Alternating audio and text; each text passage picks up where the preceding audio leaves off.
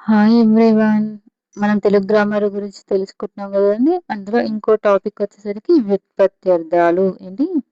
వ్యుత్పత్త్యర్థాలు. ఈ వ్యుత్పత్త్యర్థాలు ఇంపార్టెంట్ అండి. కంపల్సరీ ఒక క్వశ్చన్ ఉంటుంది కదా! కానీ గుర్తుంచుకోవడం కూడా చాలా కష్టమే అండి. నేను చెప్పిన దాంట్లో గనుక ఒకవేళ మీకు ఏదైనా వచ్చుంటే గనుక ఒక అదొక క్రియేటివే ఇంకా. ఓకేనా? ఫస్ట్ వన్ వచ్చేసరికి జరి. జరి అంటే కాలక్రమంలో స్వల్పమైపోతుంది.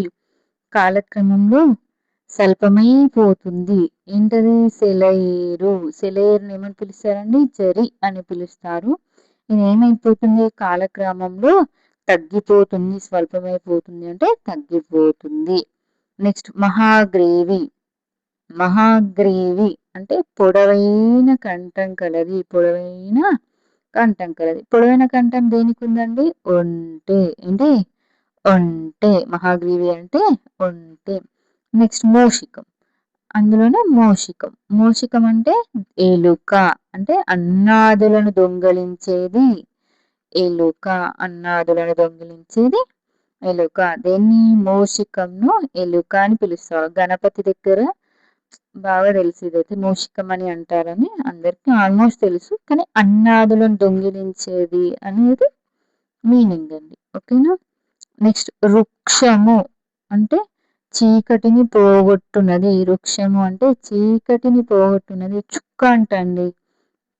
వృక్షము అంటే దాని యొక్క వ్యుత్పత్తి వచ్చేసరికి చుక్క అంటండి.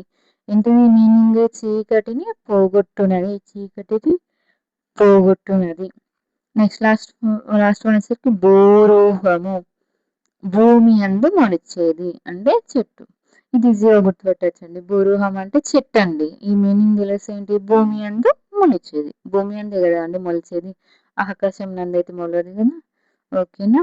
ఇవన్నీ మన యొక్క వ్యుత్పత్తి. Okay, thank you. Please subscribe.